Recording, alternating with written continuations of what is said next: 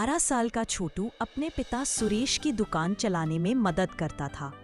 दुकान छोटी थी और दुकान में सामान भी कम थे, लेकिन छोटू हमेशा खुश रहता था।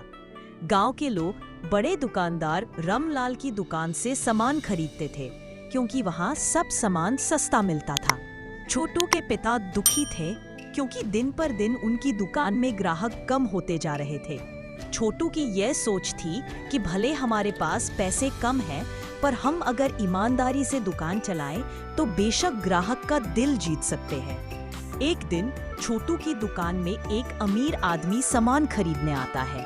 सामान लेता है और गलती से पैसे ज्यादा देकर जाने लगता है।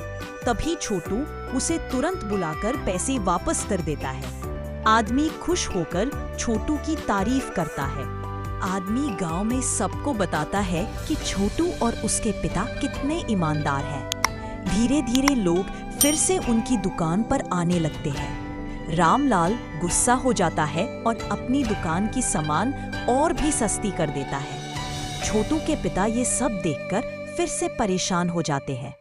उन्हें समझ नहीं आता है कि अब वह क्या करे, पर छोटू रामलाल की इस चालाकी का जवाब अपनी बुद्धिमानी से देता है। वो दुकान के बाहर एक छोटी मदद की टोकरी रखता है, जिसमें गरीब लोग बिना पैसा दिए सामान ले सकते हैं। गांव के गरीब लोग छोटू की दुकान को दुआ देते हैं। धीरे धीरे गांव के सब लोग समझने लगते हैं कि असली दुकान वो है जहां ईमानदारी और इंसानियत मिलती है। रामलाल देखता है कि लोग अब भी सुरेश की दुकान पर ही जा रहे हैं, क्योंकि पैसा ही सब कुछ नहीं होता, बल्कि इंसानियत और ईमानदारी सबसे बड़ी है।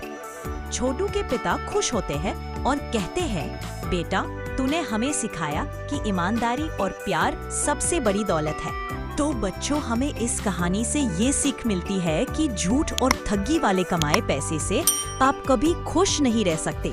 वही अगर आप इंसानियत और ईमानदारी से भले कम पैसे ही क्यों ना कमाएं, उस पैसे में आपको खुशियां और सुकून दोनों अनगिनत मिलेंगी। आपको हमारी ये कहानी कैसी लगी, नीचे कमेंट करके जरूर बताइए।